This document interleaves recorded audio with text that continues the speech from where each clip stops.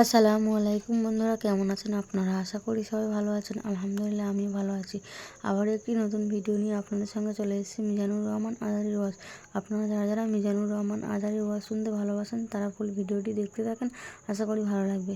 চুরির বিধান হলো হাত কেটে দাও, তাও সেটা গোপনে নয়, প্রকাশ্যে জনসম্মুখে হাত কেটে দাও। বনু মাখজুমিয়া গোত্রের নারী যখন চুরিতে ধরা পড়লো, সাহাবারা চিন্তায় পড়ে গেলেন। সবেমাত্র মক্কার লোকেরা কালিমা পড়ে মুসলমান হয়েছে, ইসলামের আইন কানুন তেমন জানে না, ইসলামী শরিয়ার সাথে বেশি পরিচিত নয়। এখন যদি বিশ্বনবী চুরির যেই বিধান এটা যদি কায়েম করে হাত যদি কেটে দেয়, না জানি মক্কার লোকেরা আবার বিগড়ে যায়, না জানি মক্কার লোকেরা আবার মুরতাদ হয়ে যায়, না জানি মক্কার লোকেরা ইসলাম থেকে দূরে সরে যায়।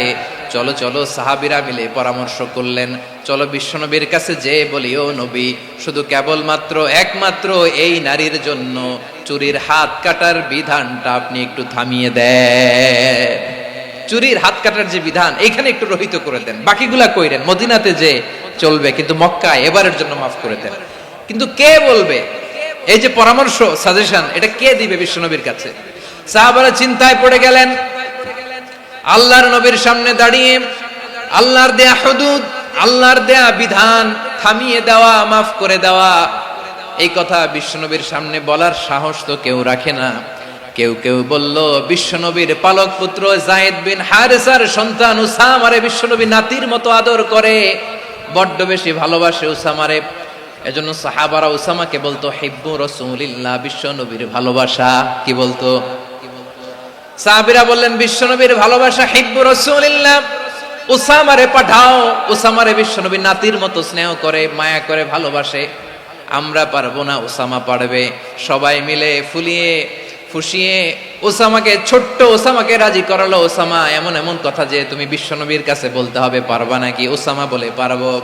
সাইয়েদনা ওসামা রাদিয়াল্লাহু তাআলা আনহু তরুণ সাহাবী বিশ্বনবীর কাছে গেলেন, যে বললেন, নবী, বনু মাখজুমিয়া গোত্রের এক নারী চুরিতে ধরা পড়েছে, এবারের জন্য কি এই মহিলাটারে মাফ করে দিলে হয় না?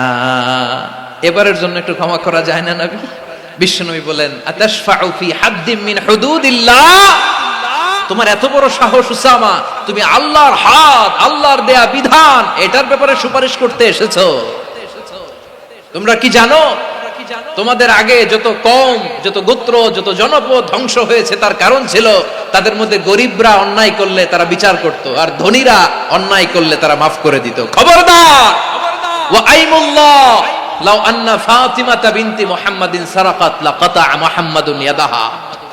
বিশ্বনবী বললেন, ওরে ওসামা, বানু মাখজুমিয়ার ওই প্রেস্টিজিয়াস এন্ড ডিগনিফাইড ফ্যামিলির মেয়ে তো দূর কি বাত, অনেক দূরের কথা। জেনে রেখো ওসামা, আমার কলিজার টুকরা, নয়নের পুটুলি ফাতেমাও যদি মক্কার জমিনে আজকে এই চুরির দায়ে ধরা পড়তো, আমি বিশ্বনবী মুহাম্মাদুর রাসূলুল্লাহ ধরে ফাতেমার ডান হাতটা কেটে দিতে এক বিলম্ব দেরি করতাম না। ইন্নাল্লাহা ইয়া'মুরু বিল আদল, আমাদেরকে জাস্টিস শিখায়। পশ্চিমারা আমাদেরকে ইনসাফ শিখায়, আমাদেরকে সুশাসন শিখায়।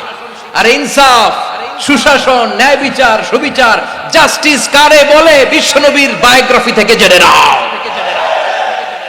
এই ছিল বিশ্বনবী ইসলামের আদালতের নমুনা।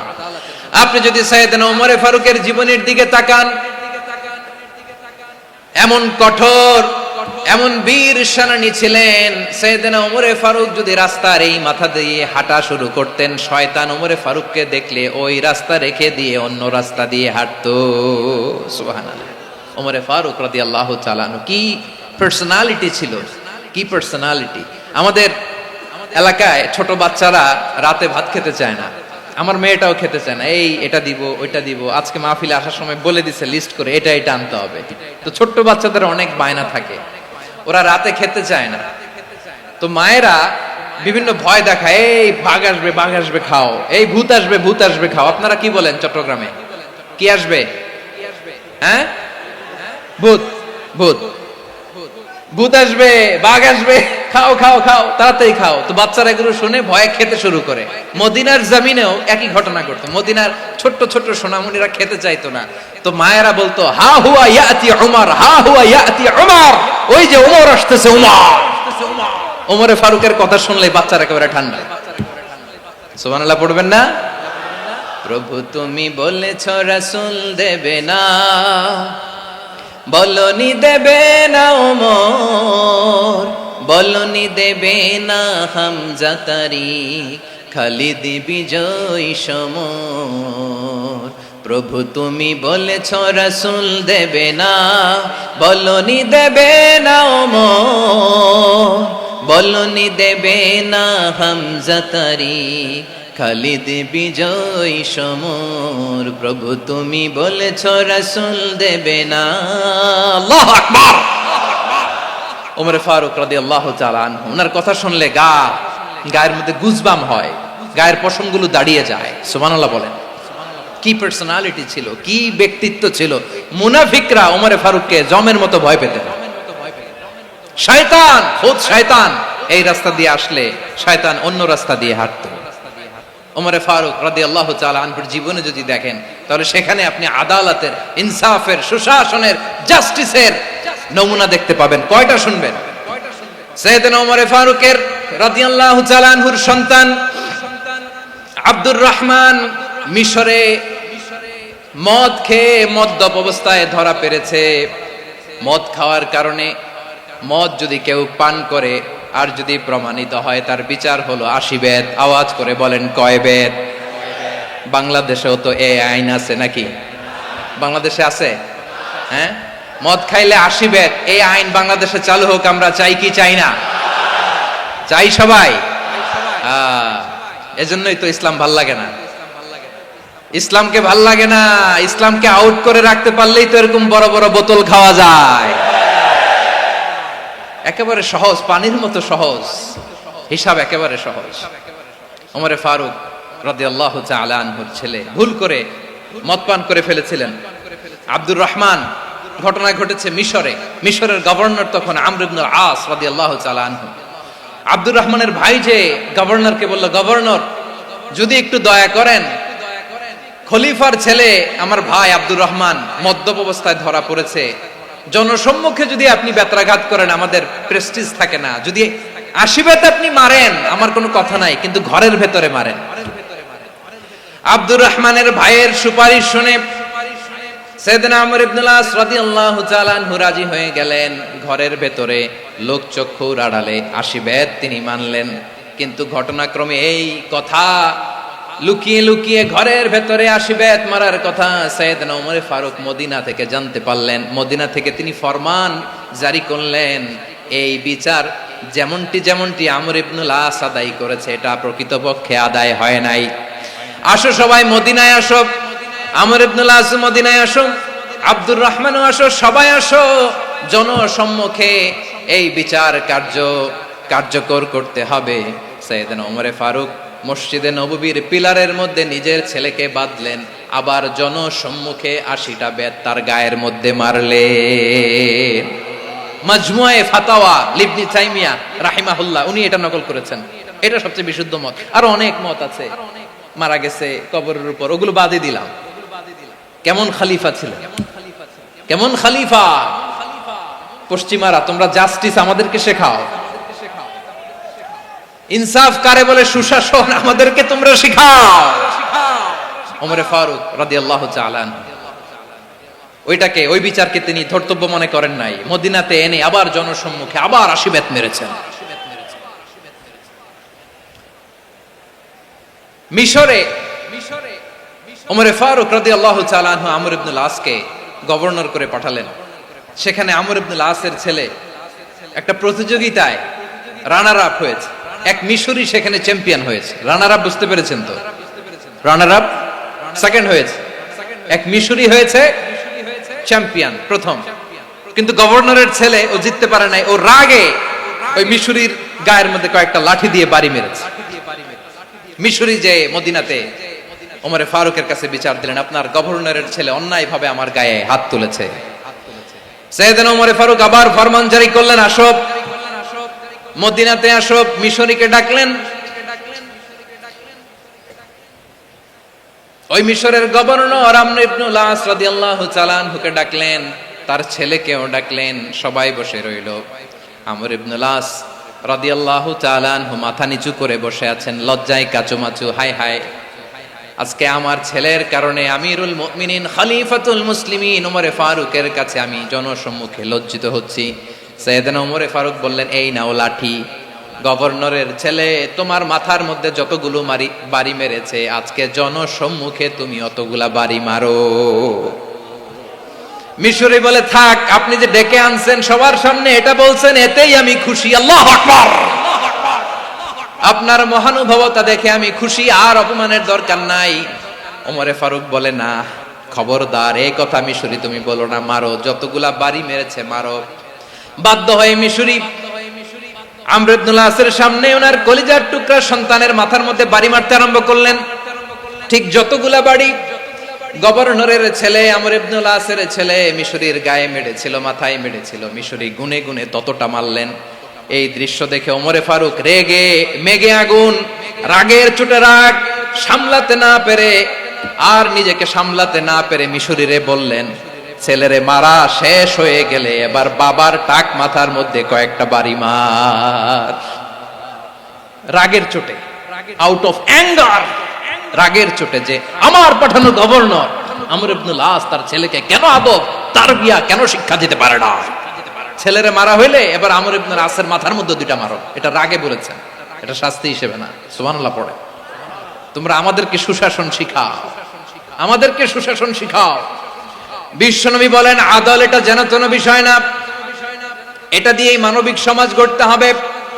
আল্লাহ তাআলা কিয়ামতের কঠিন ময়দানে, যেদিন স্বামী স্ত্রীকে চিনবে না, স্ত্রী স্বামীকে দেখে পালিয়ে যাবে, বন্ধু বন্ধুরে চিনবে না, পীর সাহেব মুরিদরে চিনবে না, মুরিদ পীর সাহেবরে চিনবে না, দলের কর্মী তার নেতারে চিনবে না, নেতা তার কর্মীরে চিনবে না, বন্ধু বন্ধুরে দেখে পালাবে। এই কঠিন মুহূর্তে সূর্যটা মাথার কাছে চলে আসবে, জমিনটা তামার জমিন হবে, আজকের জমিনের মতো নয়। মানুষ ঘর্মাক্ত, ক্লান্ত, শ্রান্ত মাথার মগজগুলো কানের ছিদ্র আর নাকের ছিদ্র দিয়ে বেয়ে বেয়ে পড়বে। বিশ্বনবী ফরমান, ময়দানে 7 শ্রেণীর ব্যক্তিকে রব্বুল আলামিন তার আরশের নিচে ছায়া দিবেন। তার মধ্যে প্রথম শ্রেণীর ব্যক্তি হলো ইমামুন আদিল। ইমামুন আদিল, ন্যায়পরায়ণ শাসক,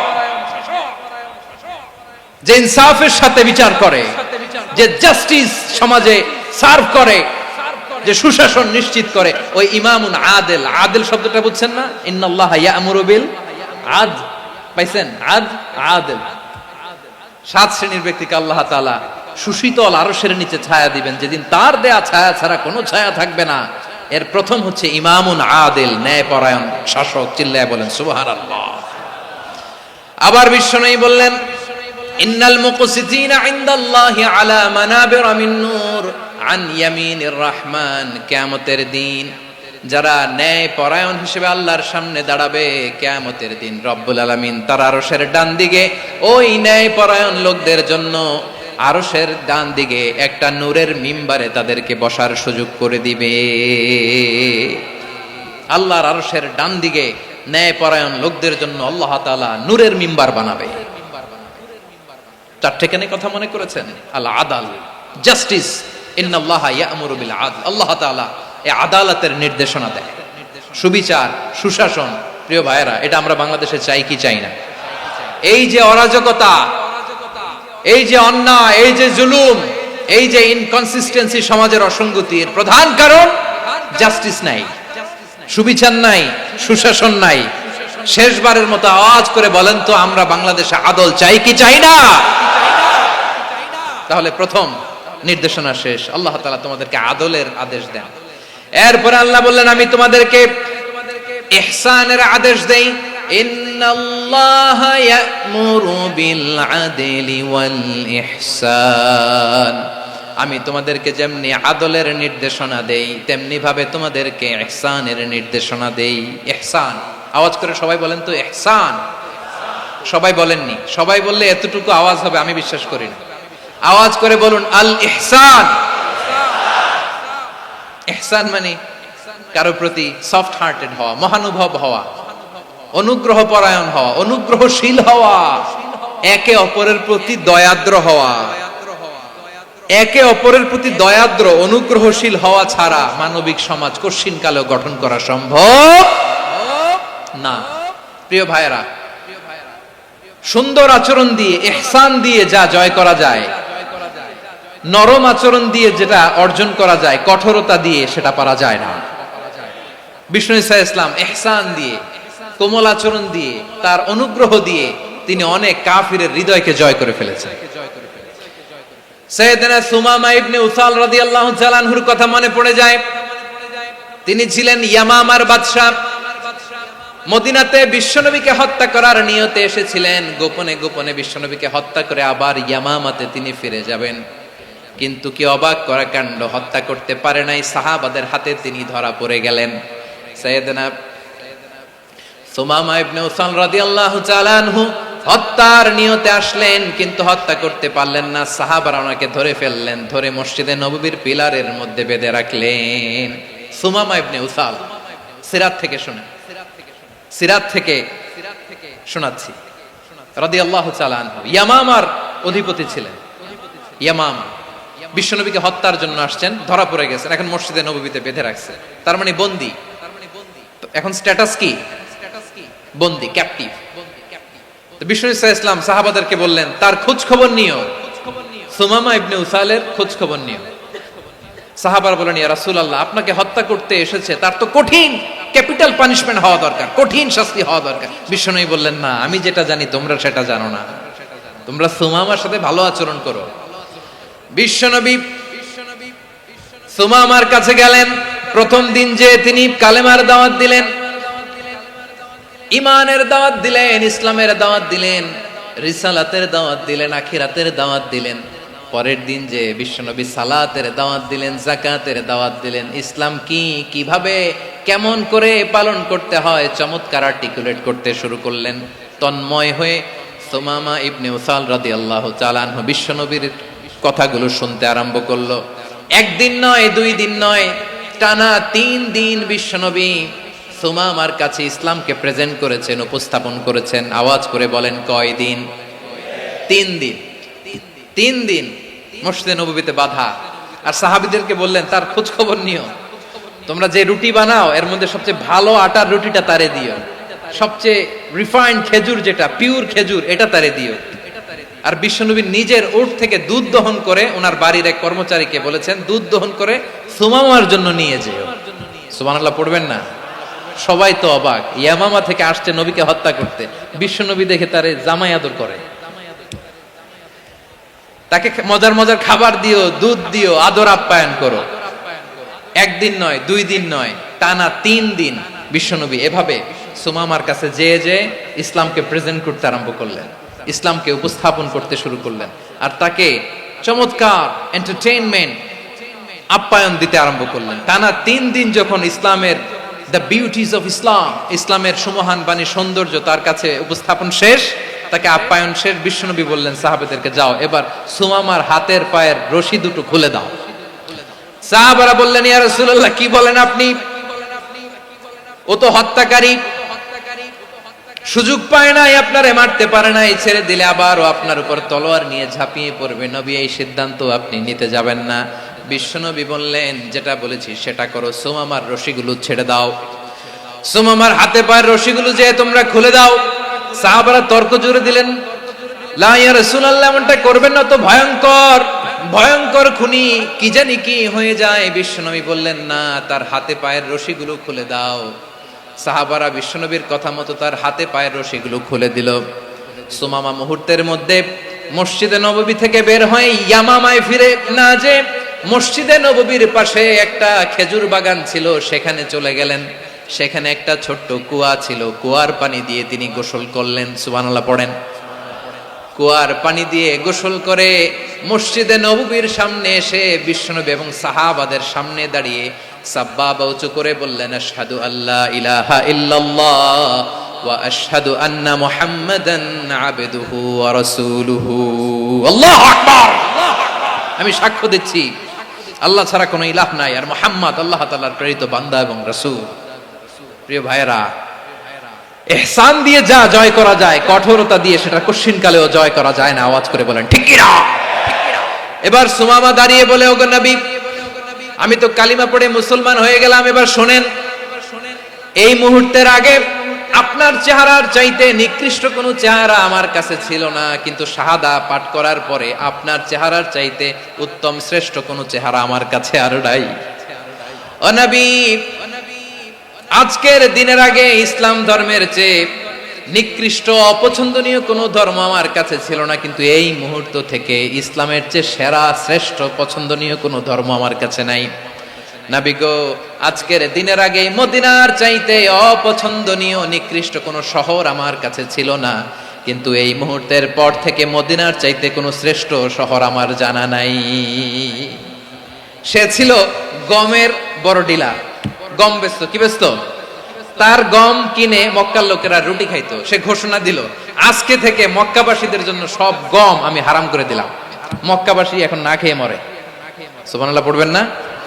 মক্কাবাসী বিশ্বনবীর কাছে আসলেন, এসে বললেন, মুহাম্মদ, আমরা তো তোমার ভাই, তোমার চাচা, তোমার ভাতিজা, তোমার আত্মীয়, তুমি সুমামারে বলো সে যেন আবার গমের সাপ্লাই মক্কার জন্য অনুমতি দিয়ে দেয়। বিশ্বনবীর অনুমতি ক্রমে সুমামা আবার মক্কাতে গম পাঠাতে শুরু করলো। পড়েন সুবহানাল্লাহ।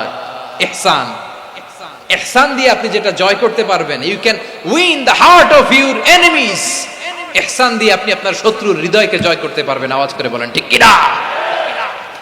এজন্য আল্লাহ বললেন, ওয়া আনফিকু ফি সাবিলিল্লাহি ওয়া লা তুলকু বিআইদিকুম ইলাত তাহলুকা ওয়া আহসিনু ইন্নাল্লাহা ইউহিব্বুল মুহসিনিন। তোমরা আল্লাহর রাস্তায় দান করবে আর নিজেরা নিজেদেরকে ধ্বংসের হাতে ঠেলে দিও না। তোমরা একে অপরের প্রতি ইহসান করবে, কারণ ইহসানকারীদেরকে আল্লাহ বড্ড ভালোবাসেন। সুবহানাল্লাহ পড়েন।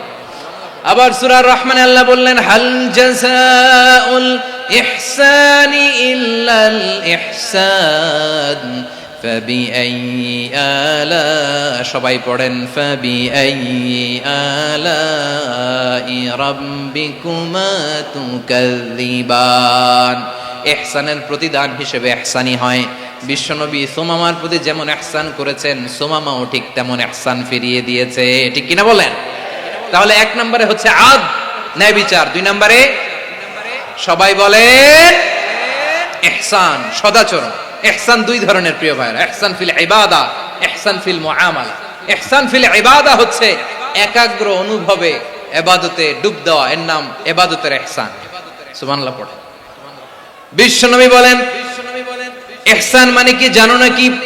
হাদিসে জিবরিলে সাইয়েদনা জিবরিল আলাইহিস সালাম বিশ্বনবীকে বললেন, আখবিরনি আনিল ইহসান। নবী আমাদেরকে বলেন ইহসান মানে কি?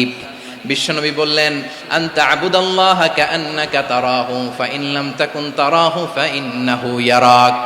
ইহসান মানে হলো এমন ভাবে তুমি আল্লাহর সামনে নিজেকে উজাড় করে ইবাদত করবে, তুমি ভাববে তুমি আল্লাহকে দেখতে পাচ্ছ। আর এটা যদি ভাবা তোমার জন্য কঠিন হয়ে যায়, অন্তত এতটুকু তুমি ভাববা যে আল্লাহ তোমাকে দেখতে পাচ্ছেন। ঠিক কিনা বলেন? ও আমার বীর চট্টলার ভাইয়েরা, কেউ যেটা দেখে না সেটা দেখে কে? এই বিশ্বাস হৃদয়ের মধ্যে আছে? নামাজে যখন দাঁড়ান এই ফিলিংসটা আনা যাবে? হ্যাঁ, এশার সালাত তো এখনো হয় নাই না? আলোচনা শেষে এশার সালাত এখানে অনুষ্ঠিত হবে, তাই না? আচ্ছা বলুন তো, আমরা এশার সালাত পর্যন্ত বেঁচে থাকবো এই গ্যারান্টি আছে কার কার? হাত তোলেন। কয়েকজন হাত তুলছে পেছনে, না বুঝে তুলে ফেলছে। এশা পর্যন্ত যে আমরা হায়াত পাবো কোনো গ্যারান্টি আছে? সবাই আওয়াজ করে বলেন গ্যারান্টি আছে? গ্যারান্টি নাই। এজন্য বিষ্ণু ইসলাম বলেছে, এমন ভাবে নামাজে দাঁড়াও, ইবাদত করো, মনে করো হতে পারে এটাই আমার জীবনের শেষ নামাজ। পারফর্ম দ্য সালাহ as if this is your last and final prayer. এমন ভাবে সালাতে দাঁড়াও, ভাবো হতে পারে এটাই তোমার জীবনের শেষ নামাজ। এমন ভাবে নামাজে দাঁড়াও, ভাবো এটাই শেষ নামাজ। তাহলে নামাজে একাগ্রতা বাড়ায় দিবে কে? ফলে ইবাদতের ইহসান আমাদের অর্জিত হবে। আর মুআমালাতে ইহসান হলো বিশ্বনবী বলেন ইন্নাল্লাহা তাবারাকা ওয়া তাআলা কাতাবাল ইহসানা আলা কুল্লি শাই ফাইদা কাতালতুম ফাআহসিনুল কিতলা ওয়া ইযা যাবাহতুম ফাআহসিনুয যাবহা ওয়ালিয়ুহিদ্দ আহাদুকুম শাফরাতাহু ওয়ালিয়ুরিহ যাবিহাতাহু। ইহসান দুই ধরনের, আওয়াজ করে বলতে হবে কয় ধরনের? সবাই বলুন আওয়াজ করে, কয় ধরনের? একটা হচ্ছে ইহসান ফিল ইবাদা, ইবাদতে ইহসান। ইবাদতে ইহসান কি? একাগ্র অনুভব দিয়ে ইবাদত করা, মন প্রাণ দিয়ে ইবাদত করা। আর মুআমালাতে ইহসান কি? সব কাজে, দৈনন্দিন কাজে, কর্মে, সামাজিক অ্যাক্টিভিটিতে কোমলতা প্রদর্শন করা, অনুগ্রহের সাথে সবকিছু করা। আল্লাহ তাআলা ইন্নাল্লাহা তাবারাকা ওয়া তাআলা কাতাবাল ইহসানা আলা কুল্লি শাই, তিনি সব কিছুর ব্যাপারে ইহসানকে আবশ্যক করেছেন। সবকিছু মুমিনের সব কাজে ইহসানের পরশ থাকবে। ওয়া ইযা কাতালতুম ফাহসিনুল কিতলা, বিশ্বনবী বলেন তুমি যখন কাউকে হত্যা করো ইহসানের সাথে করো। সুবহানাল্লাহ পড়বেন না? যখন হত্যা করো তখনও ইহসানের সাথে। আচ্ছা হত্যা করবো আবার ইহসান আসবে করতে করে, তো মেরেই ফেলবো আমি। আল্লাহ, ও ভাই একজন খুন করেছে, খুনি, রাষ্ট্রীয় আইনে তার শাস্তি হয়েছে ডেথ পেনাল্টি, মৃত্যুদণ্ড। এখন মৃত্যুদণ্ড দেখে আপনি যেমনে মন চায় তেমনে মারবেন লোকটারে? ওর নাক কেটে ফেলতে পারবেন? ওর কান কাটতে পারবেন? ওর চোখ উপড়ে ফেলতে পারবেন আপনি? যেমন মন চায় তার অঙ্গহানি করা যাবে না। ইহসানের সাথে তাকে হত্যা করো। সুবহানাল্লাহ, this is Islam, this is the true essence of Islam. ওয়া ইযা যাবাহতুম ফাহসিনুয যাবহা, যখন জবাই করবে তখনও ইহসানের সাথে জবাই করো। করব জবাই, ওইখানেও নাকি ইহসান। আচ্ছা কুরবানির দিন আমরা পশুগুলোরে কি করি বলেন সবাই আওয়াজ করে? জবাই। জবাই মানে তো এটার মেরেই ফেলতেছি, একটু পরে তো টুকরো টুকরো করে গোশতগুলো খাবো, এটা তো খাবো, এটা তো মেরেই ফেলবে। বিশ্বনবী বলে না, জবাইয়ের মধ্যেও মুমিনের জবের ভেতরেও ইহসানের পরশ থাকা চাই। যখন জবাই করবে প্রাণীটাকে হাত পা টাইট করে বেঁধে নাও, ছুরিটাকে শার্পেন করে নাও, ধারালো করে নাও, যাতে অল্প সময়ে জবাইটা হয়ে যায়, প্রাণীটা যাতে কম কষ্ট পায়। সুবহানাল্লাহ পড়ে। দিস ইজ কল্ড ইহসান। ইহসান আল্লাহ তাআলা যেমনি আদলের আদেশ করেছেন, ন্যায় বিচার, জাস্টিস এনশিওর করতে বলেছেন, সমাজে ইহসানের ব্যবহার, ইহসানের অনুশীলন তিনি করতে বলেছেন। এজন্য মুমিনের প্রতিটি কাজে, আমার চট্টগ্রামের ভাইয়েরা আমার দিকে তাকান, খেয়াল করে শুনুন, মুমিন জীবনের প্রতিটি কাজে ইহসানের পরশ থাকা চাই। আমরা যেন আমাদের পরিবারের প্রতি ইহসান করি, আমরা যেন আমাদের কর্মচারীদের প্রতি ইহসান করি, আমরা যেন আমাদের কলিগদের প্রতি ইহসান করি, আমরা যেন আমাদের ভাইদের প্রতি ইহসান করি। মুমিন জীবনের প্রতি কাজে ইহসানের পরশ থাকার দরকার আছে না নাই? কথা বুঝতে পেরেছেন? তাহলে আল্লাহ তাআলার তিনটা আদেশ ছিল, কয়টা গেল? ভুলে গেছে, ভুলে গেছে চট্টগ্রাম। তিনটা আদেশের মধ্যে কয়টা বললাম? প্রথমে কি ছিল? আদল। দুই নম্বরে, তিন নম্বরে রব্বুল আলামিন বললেন ওয়া ইতাইদিল কুরবা, নিকটাত্মীয়দেরকে দান করো। নিকট আত্মীয়দেরকে দাও, যারা তোমাদের ব্লাড কানেকশনের আত্মীয় তাদেরকে তোমরা দাও। এখানে জেনারেলি বললেন দাও, কি দিব সেটা তিনি এখানে বলেন নাই, সেটা তিনি সূরাতুল ইসরার মধ্যে বলেছেন। আল্লাহ বলেন ওয়া আতিযাল কুরবা হাক্কাহ, নিকট আত্মীয়দেরকে তাদের অধিকার, তাদের প্রাপ্য তোমরা বুঝিয়ে দাও। দেখেন, একটা শান্তির সমাজ, একটা সমৃদ্ধ সমাজ, একটা মানবিক সমাজ গঠনের জন্য আল্লাহ তাআলা বেশি না, মাত্র তিনটা অর্ডার, তিনটা ভার্ডিক্ট তিনি জারি করেছেন। এক নাম্বার সুশাসন, ন্যায় বিচার। দুই নাম্বার ইহসান। তিন নাম্বার নিকটাত্মীয়, যারা কাছের, তোমার ভেরি ক্লোজ রিলেশনশিপে আছে, তাদেরকে দাও। দাও, দিলে বাড়িয়ে দেয় কে? অনেকে দিতে চায় না, কৃপণতা করে। দিলে বাড়ায় দেয় কে? ও মিয়া, মদিনার মধ্যে সবচাইতে গরিব সাহাবী ছিল বেলাল রাদিয়াল্লাহু তাআলা আনহু। ওনার এন্টায়ার অ্যাসেট, সম্পদের পরিমাণ কতদূর জানেন? একটা লুঙ্গি। বেলাল রাদিয়াল্লাহু তাআলা আনহু, ওনার টোটাল ওয়েলথের এস্টিমেশন হচ্ছে মাত্র একটা লুঙ্গি। একটা লুঙ্গি, টোটাল ওয়েলথ এস্টিমেশন, টোটাল সম্পদের পরিমাণ বেলাল রাদিয়াল্লাহু তাআলা আনহুর কি ছিল?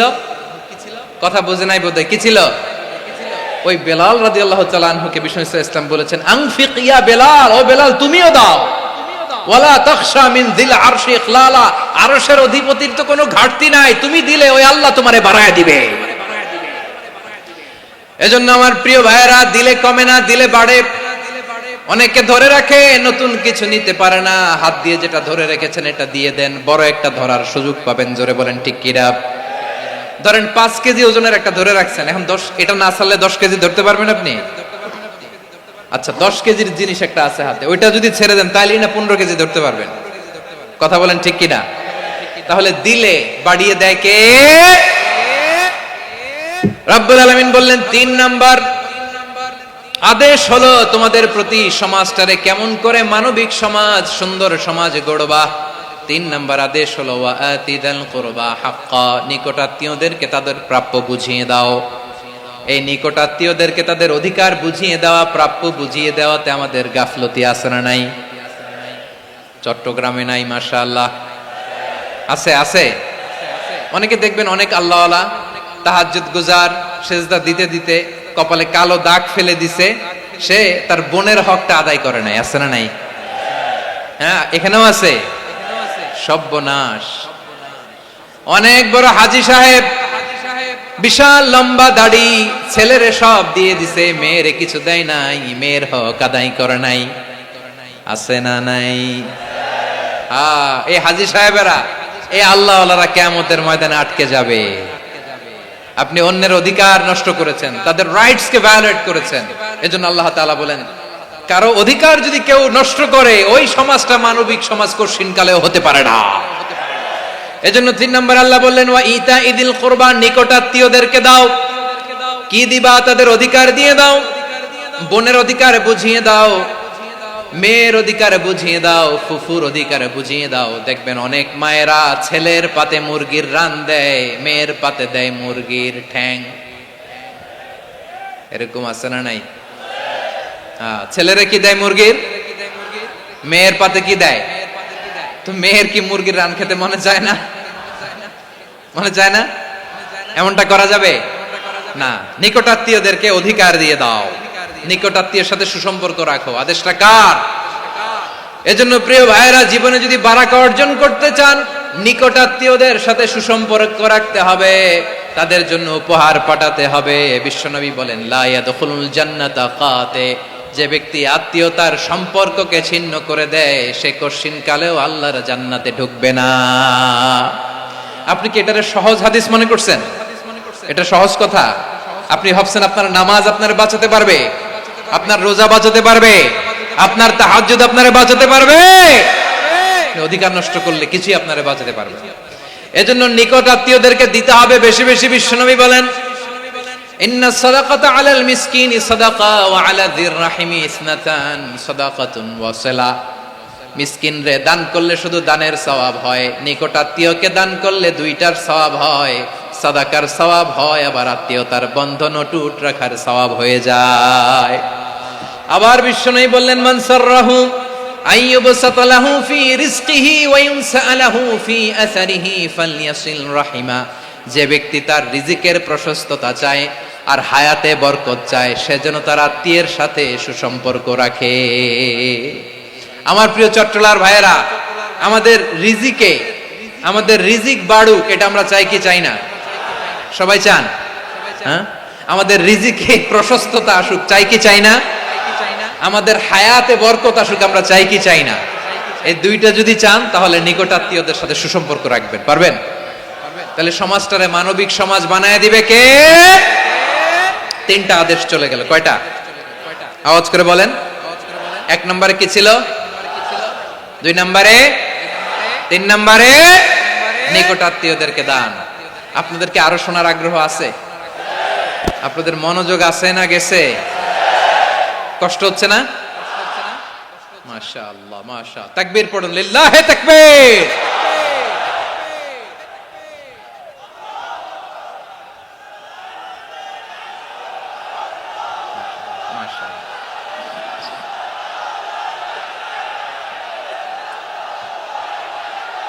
আমার প্রিয় ভাইয়েরা, আল্লাহ তাআলা 3টা জিনিসের যেমনি আদেশ করেছেন, অনুরূপভাবে 3টা বিষয় তিনি বারণ করেছেন। নিষেধ করেছেন, ওগুলোর কাছেও যাওয়া যাবে। শুনবেন শুনবেন, রাব্বুল আলামিন বলেন ওয়ায়ানহা আনিল ফাহশাই ওয়াল মুনকারি ওয়াল বাগি। আমি যেমনি তিনটি বিষয়ে আদেশ করলাম, অনুরূপভাবে তিনটি বিষয়ে বারণ করলাম, নিষেধ করলাম। আমার এক নাম্বার নিষেধাজ্ঞা হলো অশ্লীলতার প্রতি। ফাহশা ওয়ায়ানহা আনিল ফাহশা, আল্লাহ তাআলা অশ্লীলতাকে নিষেধ করেছেন। কোন জিনিসকে? সবাই বলুন কোন জিনিসকে? যত ধরনের, যত টাইপের, যত ক্যাটাগরির অশ্লীলতা হতে পারে সব অশ্লীলতাকে হারাম করেছেন কে? ফাহশা মানে কি? কথায়, কাজে, আচরণে, কমেন্ট, ফেসবুকের কমেন্টসে যত ধরনের নোংরামো আছে, যত ধরনের অশ্লীলতা আছে, এটাকে আরবিতে বলে ফাহশা। এটাকে কি বলে? রাব্বুল আলামিন বলেন কুল ইন্নামা حرم ربي الفواحش ما ظهر منها وما بطن। ও নবী, আপনি বলে দেন আমার রব প্রকাশ্য অপ্রকাশ্য, স্পষ্ট কিংবা অস্পষ্ট, দৃশ্যমান কিংবা অদৃশ্যমান সব অশ্লীলতাকে হারাম করেছেন। সব ধরনের অশ্লীলতা হারাম, সব ধরনের। আল্লাহ তাআলা আমাদেরকে অশ্লীলতা থেকে বাঁচান, অশ্লীলতা থেকে তিনি আমাদেরকে হেফাজত করুক, পড়েন আমিন। এবার বলেন আমাদের সমাজে অশ্লীলতা আছে না নাই? চট্টগ্রামে নাই? আমি কই নাই, ওনারা বলে আছে। দেখছেন, আমি সামহাও বাঁচায় দেওয়ার ট্রাই করতেছি, আমি সামহাও বাঁচায় দেওয়ার ট্রাই করতেছি, ওনারা বলে আছে। অশ্লীলতা নানা ভাবে, নানা নামে, নানা মোড়কে আমাদের সমাজে আছে না নাই? সংস্কৃতির নামে, ফ্যাশনের নামে, বিনোদনের নামে, উপন্যাসের নামে, কনসার্টের নামে অশ্লীলতা আছে না নাই? আপনি দেখেছেন কনসার্টগুলোর অবস্থা? এই যে আতিফ আসলাম যে আসছে আমাদের দেশে, তারপর কে কে আসছে, আমাদের তরুণ তরুণীরা, আমাদের যুবক যুবতীরা, আমাদের জেনজিরা, কি অবস্থা ওইখানে? হ্যাঁ, কি অবস্থা? কে বাঁচাবে ওদের? কে রক্ষা করবে ওদের ইমানের, ওদের চরিত্রের হেফাজতের গ্যারান্টি কে দিবে? কনসার্টের নামে অশ্লীলতা আছে না নাই? ছেলে মেয়ে একে অপরকে জড়ায় ধরতেছে, একে অপরকে চুমো খাচ্ছে প্রকাশ্যে, দিবালোকে, গণমানুষের সামনে। আল্লাহ তাআলা এই অশ্লীলতা থেকে আমাদেরকে বেঁচে থাকতে বলেছেন, বেঁচে থাকতে বলেছেন। রূপালী জগতের নামে অশ্লীলতা আছে না নাই? এই টার্মটা আপনারা জানেন না? রূপালী জগৎ কি জগৎ? আসলে কি রূপালী জগৎ না অন্ধকার জগৎ? আমার বোনেরা, আপনাদেরকে যে কি বলে তারা বুঝায়, রূপালী জগৎ শুনেই আপনি ভরকে যাবেন না। রূপালী জগতে যে নারী যত বেশি উলঙ্গ, সে নাকি তত বেশি সাহসী। জানেন, বলে এটা একটা সাহসী নারী, খুব সাহসী পদক্ষেপ তার।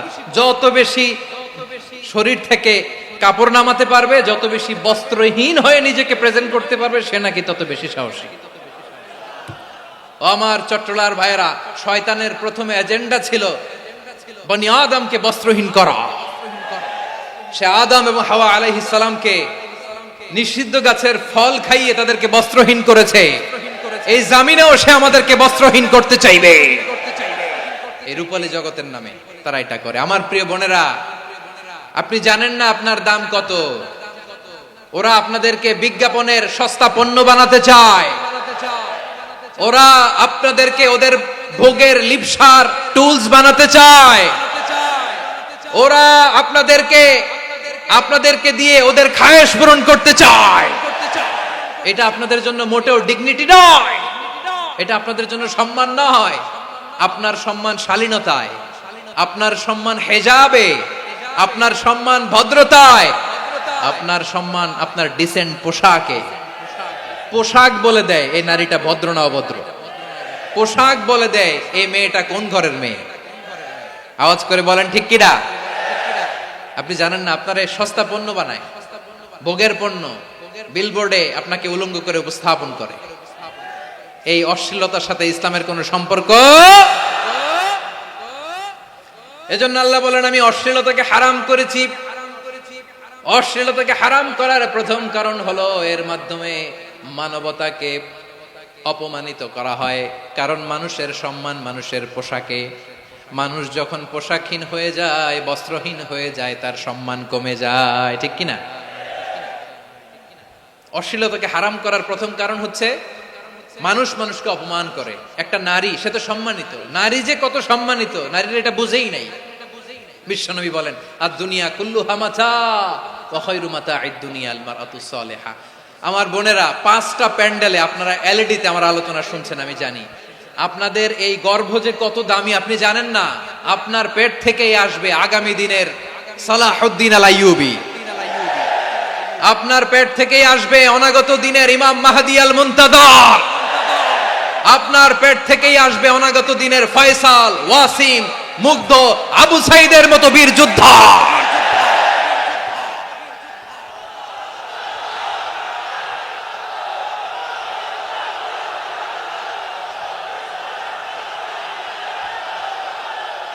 আমার প্রিয় বোনেরা, আমার প্রিয় বোনেরা, বিশ্বনবীর কথার ওজন খেয়াল করেন। আর দুনিয়া কুল্লুহা মাতা ওয়া খায়রু মাতা'আদ দুনিয়া আল মারআতুস সালিহা। দুনিয়ার সবকিছুই অ্যাসেট, এর মধ্যে সবচেয়ে দামি অ্যাসেট নেককার নারী। আপনার গর্ভ যে কত দামি আপনি জানেন না। নিজের সময়টাকে কাজে লাগান, কোরআন পড়েন, সুন্নাহ পড়েন। আপনার অনেক দায়িত্ব ঘরে। You are the MD of your family. একটা family it's a very big institution. পরিবার একটা অনেক বড় প্রতিষ্ঠান। And you are the MD of your institution. আপনি এই পরিবারের MD, managing director of your family. এখানে আপনার কত দায়িত্ব। আপনি ছেলে মেয়েদেরকে তারবিয়া করবেন। আপনি আপনার স্বামীর জন্য ঘরটার জান্নাতের নীড় বানাবেন। আপনার জন্য জান্নাতের ডুপ্লেক্স বাড়ি ওইখানে তৈরি করে রাখবে কে? আপনি যে কত দামি আপনি জানেন না। নারীদেরকে আল্লাহ বানিয়েছেন উচ্চতর করে, নিম্নতর নয়। নারীদেরকে ছোট্ট জিনিস দিলে এটার বড় করে দেয়। নারীদেরকে ভ্রূণ দিলে, শুক্রাণু দিলে নারী এটারে বাচ্চা হিসেবে উপহার দেয়, ঠিক কিনা? বিয়ের মাধ্যমে স্বামী যখন তার শুক্রাণু তার স্ত্রীকে উপহার দেয়, স্ত্রী রিটার্নে কি উপহার দেয়? ফুল ফর্ম বেবি, মানব সন্তান। দেখছেন, আপনি দিলেন একটু, উনি দিছে বিশাল। আপনি যদি নারীকে বাজার এনে দেন, নারী এটাকে সুস্বাদু খাবারে রূপান্তর করে দেয়।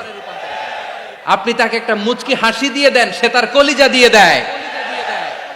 কিন্তু যদি আপনি তার মনে কষ্ট দেন, সে আপনার জীবনকে জাহান্নাম বানায়া দেয়।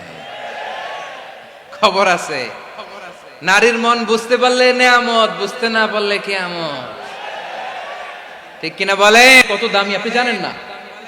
জানেন না আপনি কত দামি, অনেক দামি আপনি।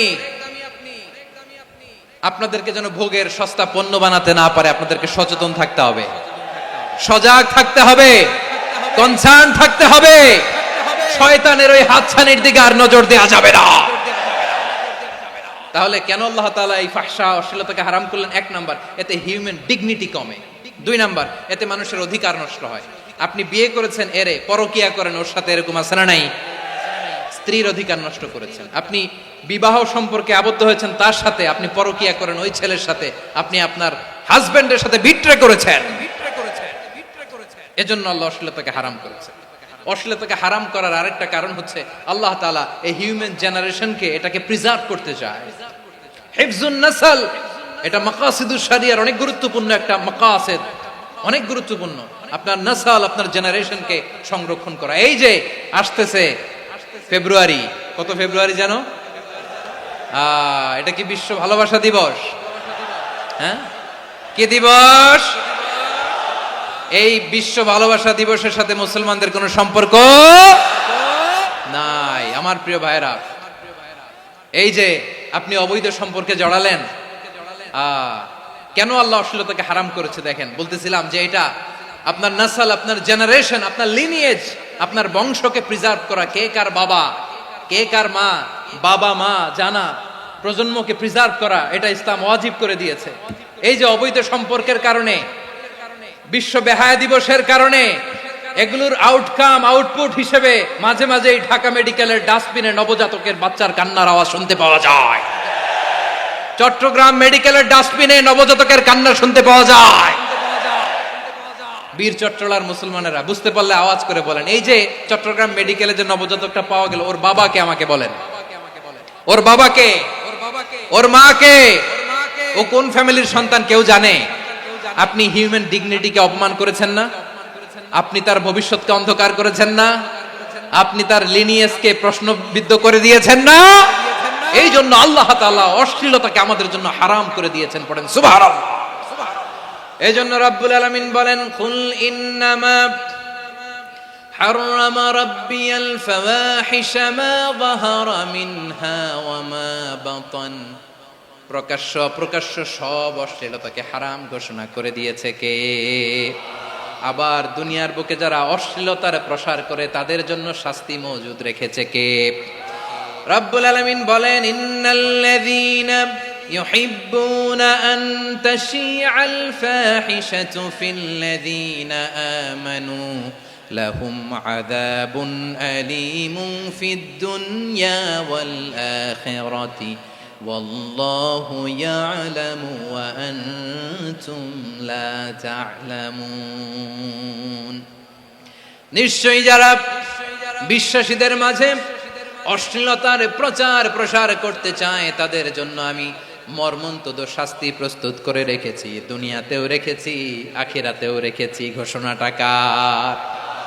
যারাই নাটকের নামে, সিনেমার নামে, রূপালী জগতের নামে, মুভির নামে, ওটিটি প্ল্যাটফর্মের নামে আমার সমাজে অশ্লীলতা ছড়াতে চায় তাদের জন্য কঠিন মর্মন্তুদ শাস্তি মজুদ রেখে দিয়েছে কে?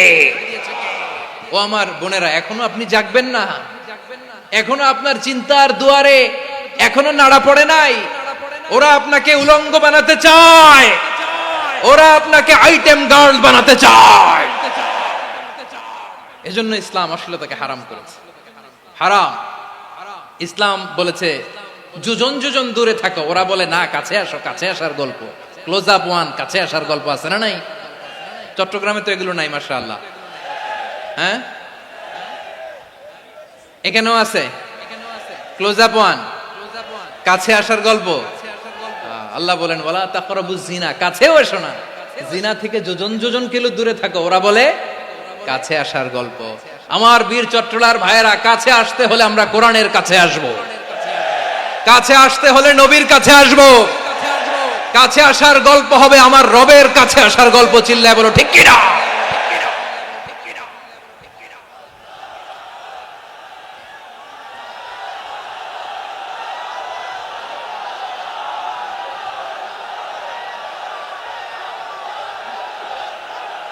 বসুন বসুন আমার ভাইয়েরা। তাহলে অশ্লীলতার সাথে আমাদের কোনো সম্পর্ক? সবাই বলতে পারেননি, আওয়াজ করে বলুন, অশ্লীলতার সাথে আমাদের কোনো সম্পর্ক? আমরা এই সমস্ত ক্লোজ আপ ওয়ান, কাছে আসার গল্পের প্রোগ্রামে যাব? আমরা কোন ধরনের অশ্লীল কন্টেন্ট সোশ্যাল মিডিয়ায়, টিভিতে দেখব? কি যুগ যে আমরা কাটাচ্ছি আপনি কল্পনা করতে পারবেন না। পর্ন ইন্ডাস্ট্রি, নারী পুরুষের বস্ত্রহীন যুগল দৃশ্য, এটাকে দিয়ে ওরা কোটি ডলারের ইন্ডাস্ট্রি বানিয়েছে। পুরো মানব ইতিহাসে এরকম জঘন্য সময় মানব ইতিহাস পার করে নাই। পর্ন এটা ইন্ডাস্ট্রি হয়ে গেছে। আমাদের এই যুবকগুলো, জেনজিগুলো, ওদের চরিত্র বাঁচাবে কি করে? কেমন করে হেফাজত করবে ওদের এই মূল্যবান চরিত্র? আমার প্রিয় ভাইরা, এই অশ্লীলতার দ্য লেটেস্ট ভার্সন হচ্ছে LGBTQ, শরীফ থেকে শরীফা। শুনছেন আপনারা? দেখতে পুরুষ, আসলেই পুরুষ, সুস্থ একজন পুরুষ, 4 সন্তানের বাবা, বলে আমি মনে মনে নারী। দেখতে নারী, সুস্থ নারী, আসলেই সে দিব্যি একজন নারী, বলে আমি মনে মনে পুরুষ। সবচেয়ে ভয়ঙ্কর অশ্লীলতার সবচাইতে লেটেস্ট ভার্সন হচ্ছে এই ট্রান্সজেন্ডারিজম। সুস্থ পুরুষ তার বায়োলজিক্যাল গ্রোথকে হরমোন দিয়ে স্টপ করে দিয়ে সে সার্জারি করে নারী হতে চায়। সুস্থ নারী পুরুষ হতে চায়। পুরুষ পুরুষের প্রতি সেক্সুয়ালি আকর্ষণ বোধ করে। এটা লূত আলাইহিস সালামের কওমের মধ্যে ছিল। এটাকেও আল্লাহ কোরআনে ফাহিশা বলেছেন। ওয়ালুতান ইয ক্বালা লিকাওমিহি أتأتون الفاحشة ما سبقكم بها من أحد من العالمين লূত আলাইহিস সালাম বললেন, তোমরা কি এমন এক অশ্লীল কার্যক্রমে ডুব দিলে নাকি যেটা গোটা বিশ্বের কেউ কখনো করে নাই, তোমরাই প্রথম করেছো। পড়েন নাউযুবিল্লাহ। এই পশ্চিমের এই রোগ আমার দেশে যেন আসতে না পারে, আমাদের সজাগ থাকতে হবে। প্রিয় ভাইরা, চিল্লায় বলেন ঠিক কিনা? পশ্চিমের অবস্থা ভয়ঙ্কর। পাশ্চাত্যে আমি যুক্তরাষ্ট্রে ছিলাম অনেকদিন, কয়েক মাস, বিভিন্ন স্টেটে ঘুরেছি। গার্ডিয়ানরা উদ্বিগ্ন, ছেলে মেয়েদেরকে, ছোট্ট ছেলে মেয়ে, ওদেরকে জিজ্ঞেস করে, তুমি how do you feel right now inside yourself, তুমি ভিতরে ভিতরে কেমন ফিল করো, তোমার কি ছেলে ছেলে লাগে না মেয়ে মেয়ে লাগে? আচ্ছা বলেন, এই ছোট্ট বাচ্চাটাও কি এগুলো জেন্ডার অ্যাসাইনমেন্ট বলতে এগুলো কিছু বুঝে? এইভাবে মিসগাইড করা হচ্ছে। কৌতূহল বশত ছোট্ট ছেলে যদি বলে আমার তো মেয়ে মেয়ে লাগে, তখন বলে যে না তুমি মেয়ে, ছেলে না। মা বাবা বাধা দিলে ওকে আলাদা গভর্নমেন্ট হাউসে নিয়ে যায়। ভয়ঙ্করতম অবস্থা। আমরা একটা সময়ে শুনতাম যে হুজুর আমার ছেলেটা খুব ভালো, হাফেজে কোরআন, আল্লাহওয়ালা। হুজুর আমার ছেলে দাড়ি রাখছে, আল্লাহওয়ালা। হুজুর আমার ছেলে 5 ওয়াক্ত সালাত জামাতের সাথে পড়ে, তার মানে আল্লাহওয়ালা। পশ্চিমে যে আমি কি শুনছি জানেন? ওরা বলে হুজুর আমার ছেলেটা ইউনিভার্সিটির একটা মেয়ের সাথে প্রেম করে, ও খুব আল্লাহওয়ালা, হুজুর দোয়া করবেন। এর কারণ ওদের কাছে আল্লাহওয়ালার ক্রাইটেরিয়া হচ্ছে হুজুর আমার ছেলেটা আরেক ছেলের পছন্দ করে নাই, আমার মেয়েটা আরেক মেয়েকে ভালোবাসে নাই, এজন্য আমার ছেলেটা আল্লাহওয়ালা, হুজুর ওর জন্য একটু দোয়া করে দিয়েন। কি চ্যালেঞ্জ ওরা ফেস করতেছে। ওনার ছেলে যে আরেক ছেলেরে বিয়ে করবে না, এটাতেই উনি খুশি যে আলহামদুলিল্লাহ আমার ছেলেটা একটা মেয়েরে ভালোবাসে, আমার মেয়েটা একটা ছেলেরে ভালোবাসে, মানে এটা খুব আল্লাহওয়ালা। নাউজুবিল্লাহ পড়তে পারলেন না? এজন্য অশ্লীলতার সাথে আমাদের কোনো সম্পর্ক।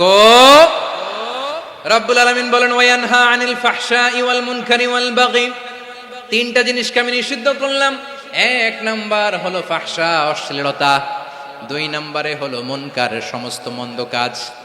আপনাদের মনোযোগ আছে না? শেষ করে দিব? আর 2-1 মিনিট শুনবেন? আচ্ছা বলি তাহলে, আর 2-1 মিনিট। তাহলে নিষেধাজ্ঞা জারি করেছেন 3টা জিনিসের উপর। 1 নাম্বার কি? ফাহশা, অশ্লীলতা। 2 নাম্বার মুনকার। মুনকার মানে হচ্ছে যত মন্দ কাজ, খারাপ কাজ। ভিডিওটি ভালো লাগলে একটি লাইক, কমেন্ট ও শেয়ার করে পাশে থাকবেন বন্ধুরা। যারা যারা শেষ পর্যন্ত ভিডিওটি দেখেছেন তাদের জন্য অনেক অনেক ভালোবাসা থাকলো বন্ধুরা। আর নতুন নতুন ভিডিও পেতে চ্যানেলটিকে সাবস্ক্রাইব করে পাশে থাকবেন বন্ধুরা। ভালো থাকবেন, ধন্যবাদ।